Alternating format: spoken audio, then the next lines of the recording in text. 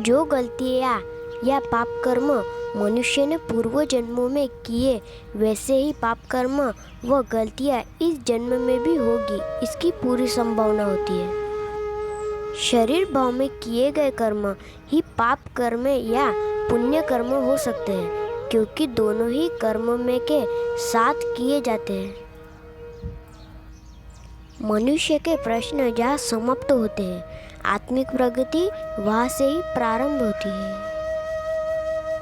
आत्मभाव में किए गए कर्म हमारे खाते में जुड़ते ही नहीं है और न साथ बंधते हैं। पूर्व जन्म के कर्मों का फल अगर नहीं होता तो सारे मनुष्य एक जैसे ही होते। हमने हमारे भूतकाल को हमने ही पकड़ के रखा है और हम ही छोड़ सकते हैं। हमारी बुद्धि केवल 1% बातों को ही हृदय तक पहुंचने देती है। बुद्धि गिर जाने पर ही आत्मा अनुभूति होती है। गुरु और डॉक्टर दोनों समान होते हैं, वे कभी दूसरों का बुरा सोच ही नहीं सकते। नकारात्मक विचारों से हमारा ऑरा आभा मंडल कमजोर होता है। मन सदा ही दुविधा की स्थिति सदैव बनाता है, ये करे। मृत्यु ऐसी नहीं होनी चाहिए कि लोग पूछे अभी तक जिंदा है क्या, यानी लोग आपके मृत्यु का इंतजार करते हैं। मृत्यु ऐसी भी नहीं हो कि आपको भी मृत्यु का इंतजार करना पड़े। मृत्यु के पहले ही मर जाओ, यानी शरीर भाव से मुक्त हो जाओ। प्रेम अगर पाना चाहते हो तो पहले प्रेम देना प्रारंभ करो।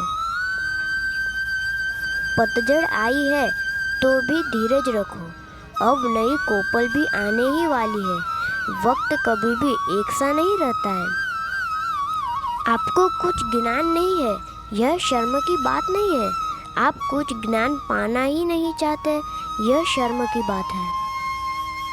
श्री मंगल मूर्ति सूक्ष्म शरीर तक पहुंचने का मार्ग है। मार्ग बता दिया, अब आगे का आप जानो। श्री मंगल मूर्ति स्थूल शरीर से सूक्ष्म शरीर तक पहुंचने का मार्ग है। आप स्वयं आकार हो, इसलिए हमें निराकार तक पहुंचने तक आकार चाहिए। श्री मंगल मूर्ति का दर्शन करो तो उसके माध्यम से निराकार तक पहुँचो। ध्यान मूलम गुरु मूर्ति, श्री मंगल मूर्ति का दर्शन होते ही ध्यान लग जाता है। आत्मभाव आपका निजी होता है, इसे कोई जान नहीं सकता है। श्री मंगल मूर्ति तो दिख सकती, पर उसके भीतर का परम चैतन्य नहीं दिखता, केवल अनुभव होता है। स्थूल शरीर हमें सूक्ष्म शरीर से अलग दिखता है, पर है नहीं, छाया है। आकार तो केवल माध्यम है निराकार तक पहुंचने का। श्री मंगल मूर्ति निराकार ने अपने तक पहुंचने की व्यवस्था बनाकर रखी है। साधक की आध्यात्मिक प्रगति होने पर वह सर्वप्रथम अनुशासित हो जाता है, क्योंकि उसकी आत्मा का नियंत्रण शरीर पर हो जाता है। आध्यात्मिक प्रगति होने पर साधक समाधानी हो जाता है। साधक की आध्यात्मिक प्रगति होने पर साधक अंतर्मुखी हो जाता है। साधक की आध्यात्मिक प्रगति होने पर उसका मैं का शरीर भाव ही समाप्त हो जाता है।